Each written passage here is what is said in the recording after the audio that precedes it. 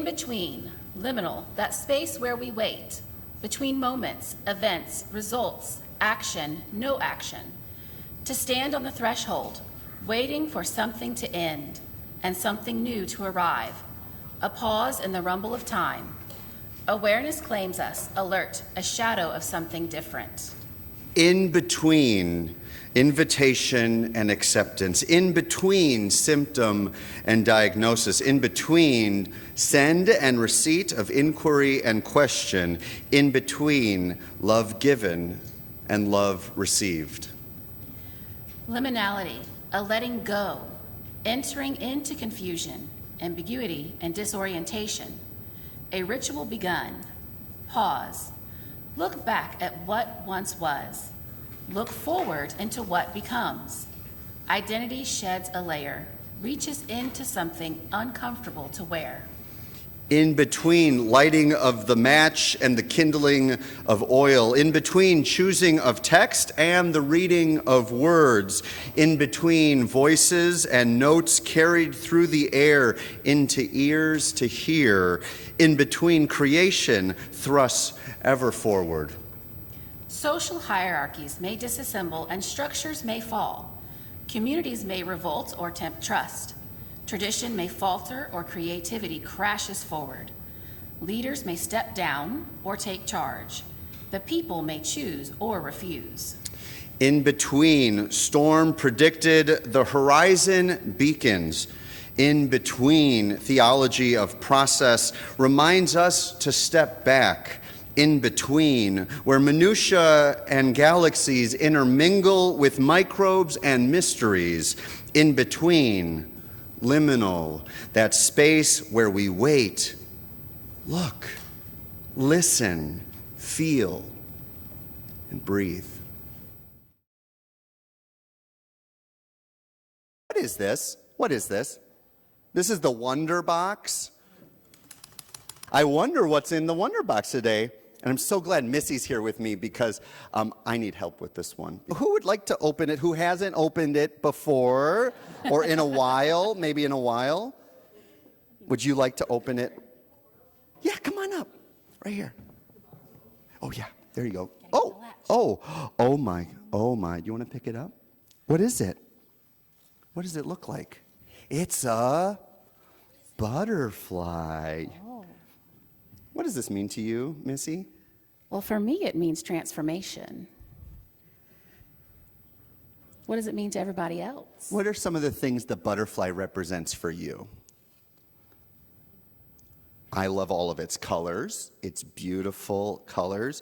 Was this butterfly always a butterfly? No, what was it before it? A caterpillar.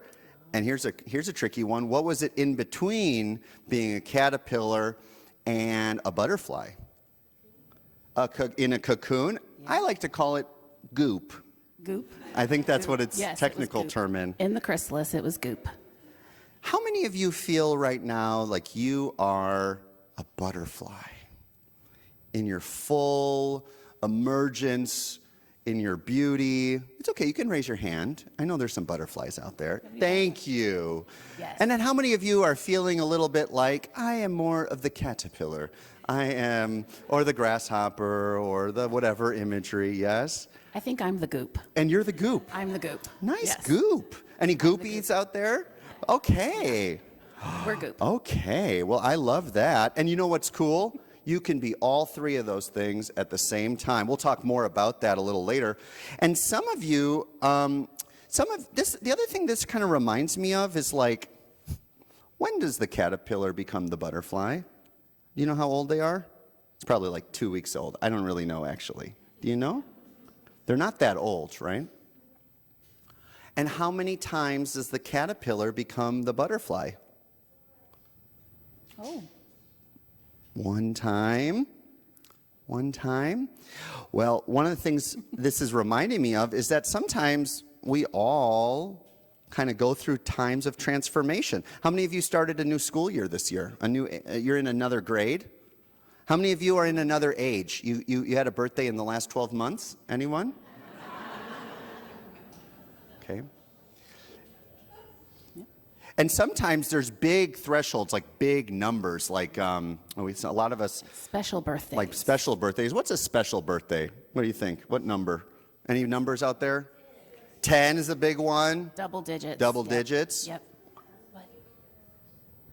15. 15. Do you know any 15-year-olds today? Do we have any 15-year-olds? Your sister's 15th birthday. Is. And that's kind of particularly special, is that right?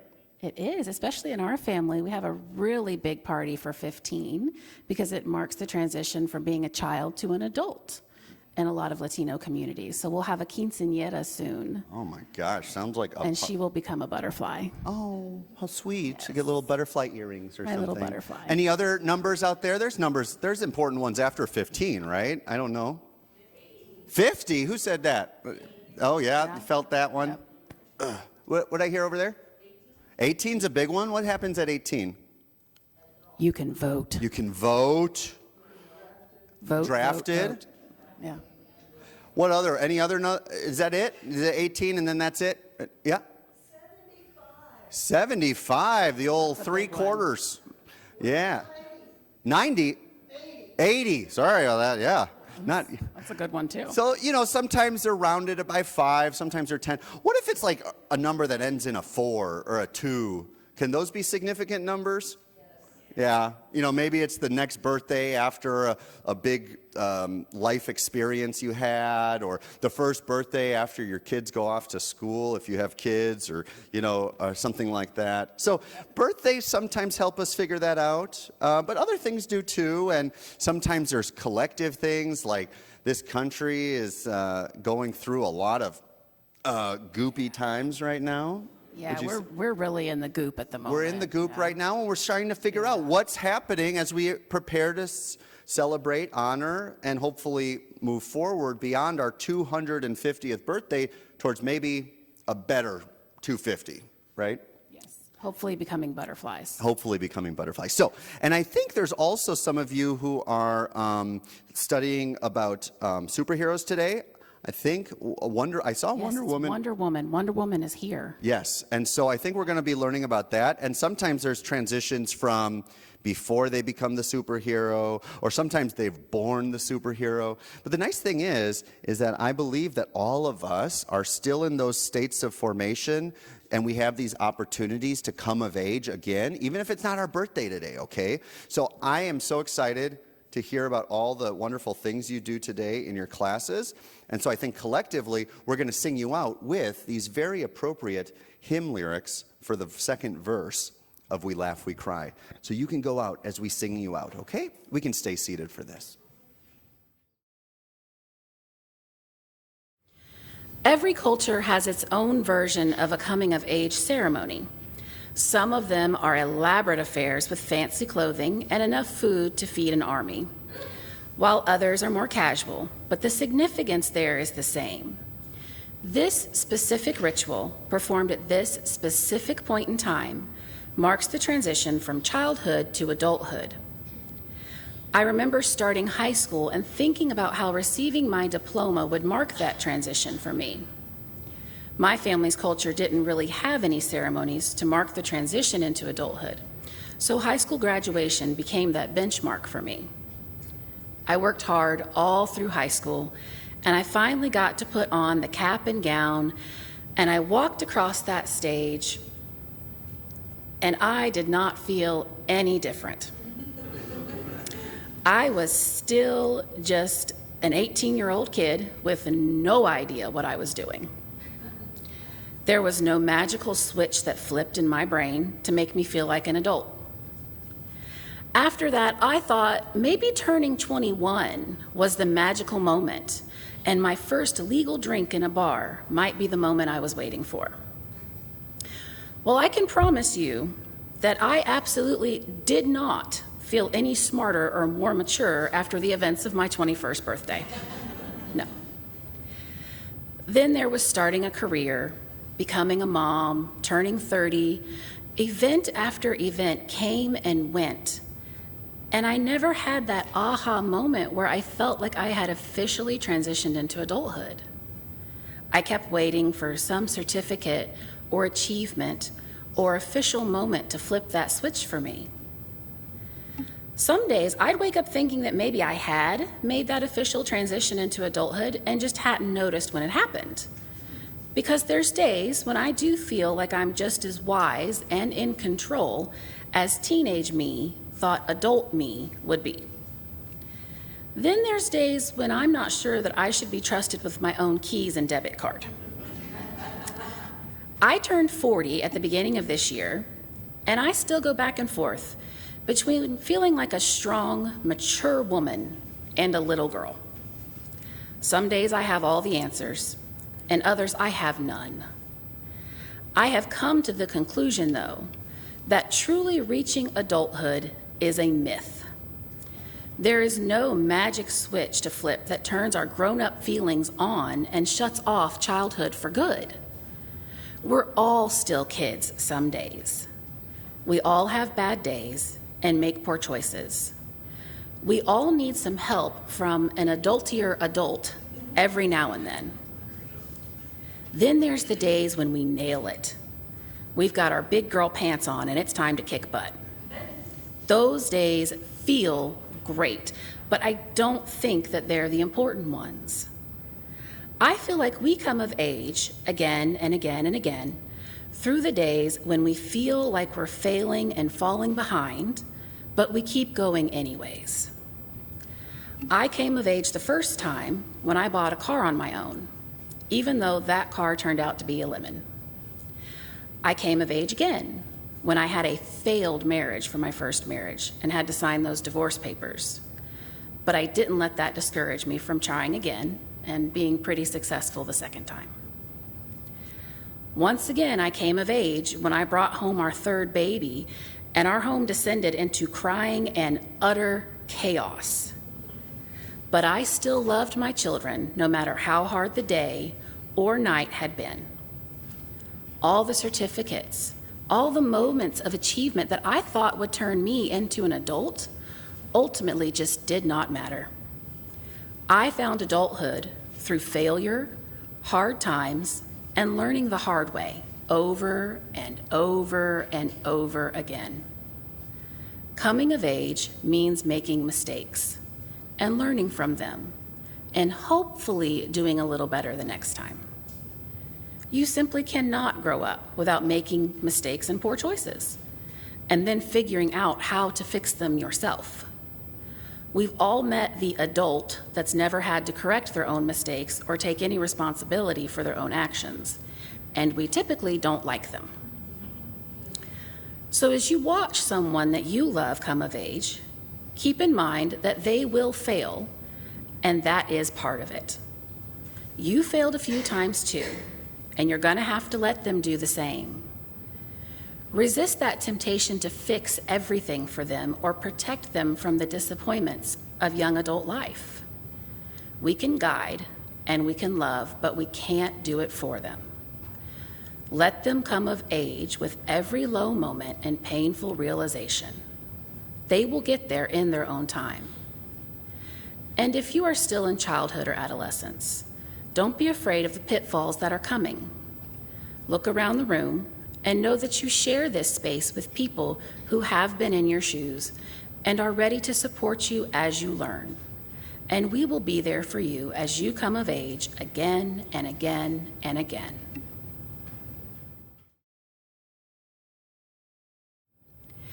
Now I become myself. It's taken time, many years, and places.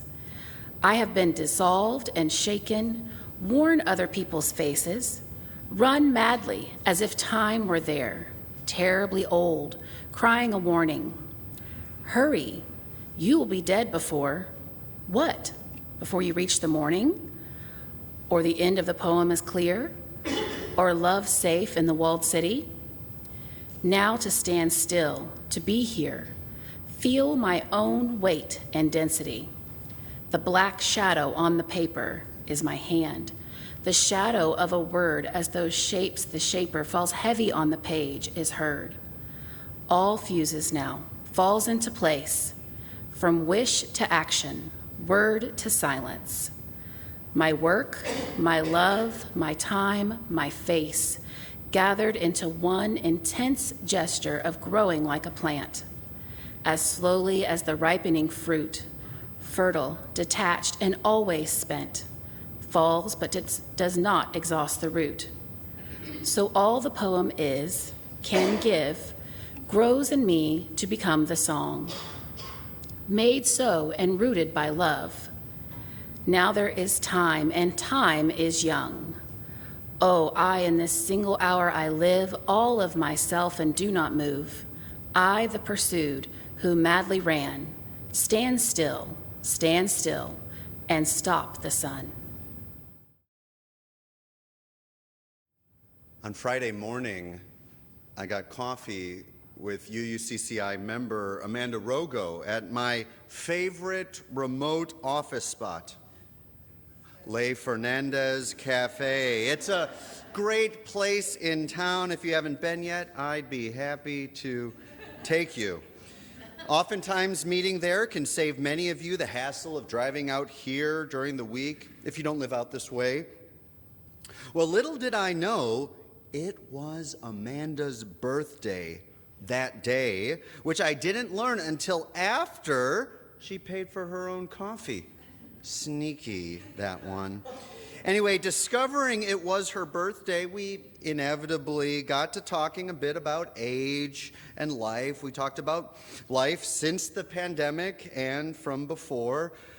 We talked about time in general and how at different points in our lives, our relationships to our own ages or time or any of these markings of growth and transformation and the journey we travel has varied depending on the situation.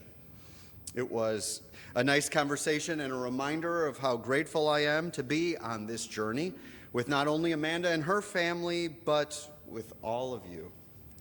I mean, look at you. Do you see yourselves? This is a great community to be a part of, a community where we can live authentically and learn critically, a community where we can celebrate love unapologetically and work for justice ceaselessly, a community where we honor our joys and our sorrows alike, where we can both laugh and cry.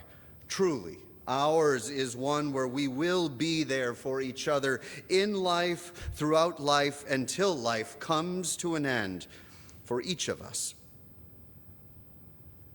Yesterday, along with Marty Iwamuro and Jim and Lynette Farless, we marked one of those deaths in our community by attending the graveside service for Larry Williams. It was a tender service for a tender man who many of us came to know and love. Joy and woe are indeed woven fine. Just with the reminder from Amanda of the gratitude I hold for being a part of this community, I'm appreciative of the tenderness felt of being in a community where we mark small and large transitions in life and even through death together. Of course, it's not just on our birthdays or at the grave when we honor the transitions, big and small, of life. No, we are a community that celebrates the lifelong learning of life, that encourages one another to keep on learning and growing throughout this life, at every age of life, because after all, we are always coming of age in one way or another. There's that phrase of the hour, coming of age. It's a ubiquitous idea, coming of age. It's a universal concept, although with different nuances and meanings in different cultures, times, and places in world history. However, one thing that is quite common across cultures is that the idea of coming of age is thought of primarily, if not solely, as a singular process or stage of life, namely that window of time when one approaches adulthood or becomes an adult. Without question, this is the quintessential meaning, the essence of the idea of coming of age. But with our lens of Unitarian Universalism, particularly that of lifelong learning, we may expand beyond the singularity of experience of moving from childhood to adulthood, and indeed see the pluralism, the plurality of our metamorphosis. What a beautiful thought, that we do not come of age once, but rather are always in some stage of becoming, or even more meta, as in our metamorphosis. Perhaps our metamorphosis in this life leads us to simultaneously and perpetually being the caterpillar, the chrysalis, or should I say the goop inside the chrysalis, and the butterfly alike, all at once. Let's consider this for a moment. If we are lifelong learners, then we are constantly, if we are open to it, able to recognize moments of profound transformation where we are no longer the same as we once were.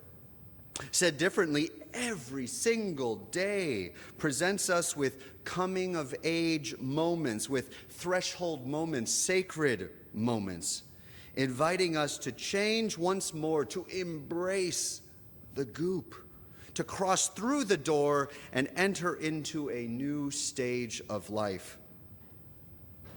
Without question, sometimes these coming-of-age moments will feel more momentous. Some will not feel that noteworthy. But in the end, they all matter because, as Adrienne Marie Brown reminds us, small is good. Small is all. The large is a reflection of the small. Last night, many of you gathered for another moment of transformation, a butterfly moment, when our very own Brittany Phillips was ordained by the Tree of Knowledge Community Coven. Brittany was given the title Reverend by a community that saw in her the leadership, knowledge, skills, and commitment to guide their community into the next stage of their journey, of their becoming. What a beautiful moment it was to witness her own emergence after years of metamorphosis and intentional work on herself and on her community. That was clearly a coming-of-age moment, a threshold moment, a sacred moment. It will be a blessing to witness her and the Coven's continued journey in the years to come. We are lucky to be interfaith partners with Tree of Knowledge Community Coven. And I do hope our opportunities increase for further connection, for shared programs, and for our mutual transformation. Okay, so we got Amanda, we got Larry, we got Brittany. Who else? Who else is or has gone through transformation recently, or even right now, right here this morning? Well, it wasn't this morning, but last night I had one of my very own coming of age moments. As I was preparing to come out here to participate in Brittany's ordination service, not an hour before the service was set to begin, I heard a little pop, pop. It wasn't my knees, it was the wheel of my car. And then this low pressure light came on, and I was like, oh no. What now? The timing couldn't have been worse. Thankfully, Jim and Lynette, boy, they were busy yesterday, were driving from the east side and could pick up our new intern minister, Judson Webb, and then me on their way out here for the service. And so I left my minivan with one sad-looking tire and came out here to focus on the special moment of the night. Don't worry, I thought. I'll call AAA and they can come out and tow me to a tire store later tonight, and I can get a new tire in the morning. Piece of cake, I thought. When I told my travel companions on the way out here, Judson, with his West Texas drawl, said something like, oh no, why don't we just put on a spare? Don't go through all that trouble with a tow. Okay, so I got a little nervous at this suggestion. I've never changed a tire before I admitted somewhat embarrassingly, "Oh, no, no worries. I'll teach you. All be well." Who's the intern now? After the beautiful service, we came back home and I learned to jack up this car. I learned how to loosen these nuts, these bolts, or whatever they're called. I don't know. I'm learning all the terminology at the same time. I broke a sweat, crossed a threshold I could have easily never crossed in the rest of my life. I changed my first tire at the young age of 36. I came of age.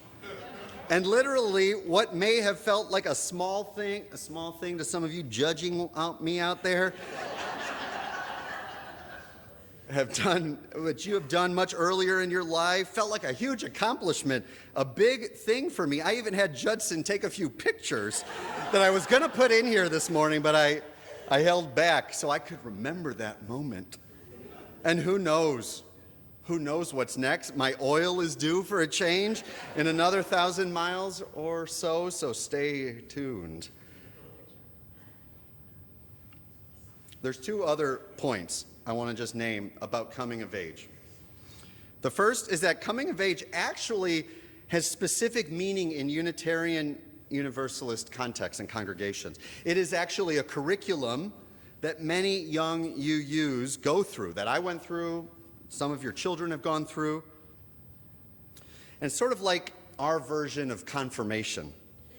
There's some similarities, like having a mentor and reflecting on life, values, beliefs, and the future. Although unlike confirmation in a traditional Christian context, the coming of age curriculum helps our youth not confirm the faith they have been instructed to have, but rather articulate the worldview they have come to nurture authentically in their years of life so far on this planet. Coming of age is a journey of self-determination. It is a journey of personal affirmation of who one is at this moment, of this young moment in their lives, knowing that they may be different tomorrow or the day after or the day after that. As the Greek philosopher Heraclitus said, you can't step in the same river twice, and so it is with our own identities as we continue to grow and change.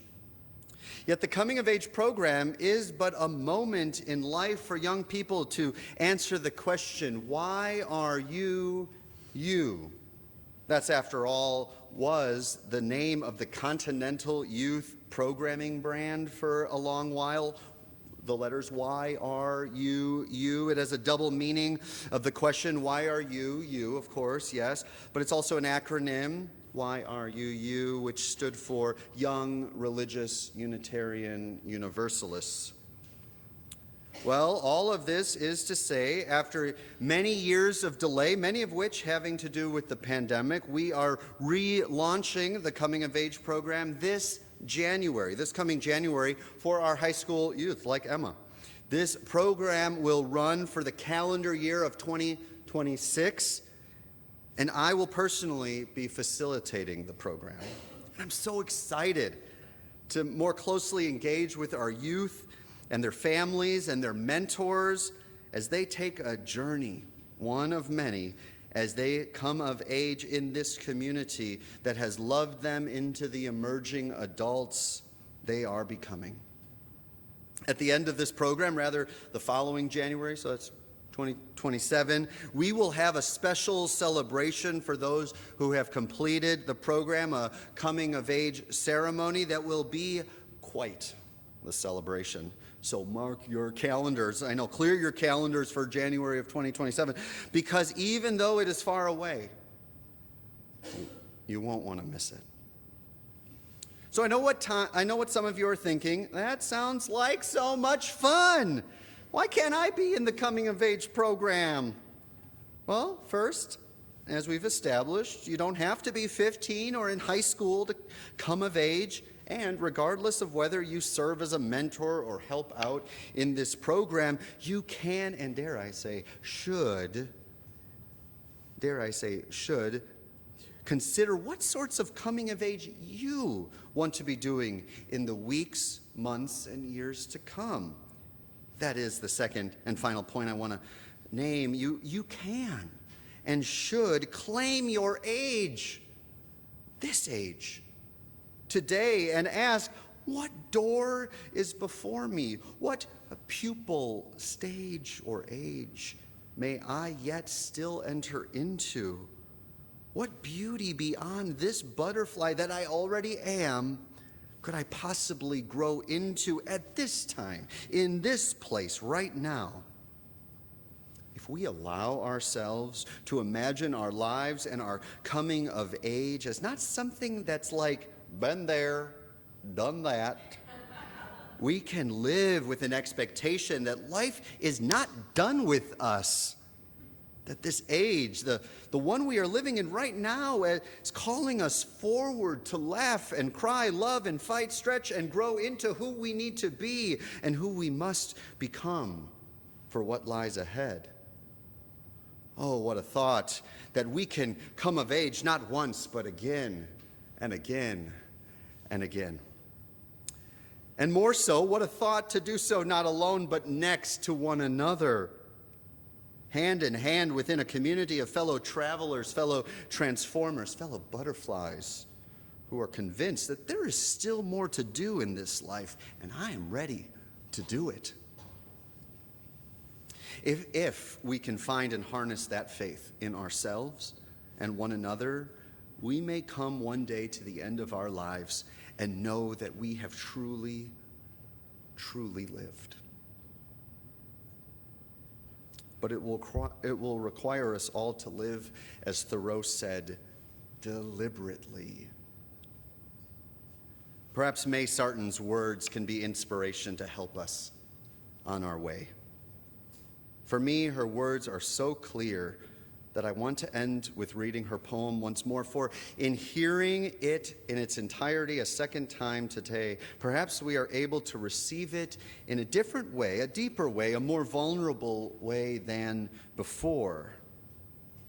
May it be a call to all of us to life today, for we are all alive, indeed not alone, but together in this beloved community. Now I Become Myself by May Sarton. Now I become myself. It's taken time, many years and places I have been dissolved and shaken, worn other people's faces, run madly as if time were there, terribly old, crying a warning, hurry, you will be dead before... What? Before you reach the morning or the end of this poem is clear, or love safe in the walled city? Now, to stand still, to be here, feel my own weight and density. The black shadow on the paper is my hand. The shadow of a word, as thought shapes the shaper, falls heavy on the page, is heard. All fuses now, falls into place from wish to action, word to silence, my work, my love, my time, my face, gathered into one intense gesture of growing like a plant. As slowly as the ripening fruit, fertile, detached, and always spent, falls but does not exhaust the root. So all the poem is, can give, grows in me to become the song made so and rooted by love. Now, there is time, and time is young. Oh, in this single hour I live all of myself and do not move. I, the pursued, who madly ran, stand still, and stop the sun. May it be so, and amen.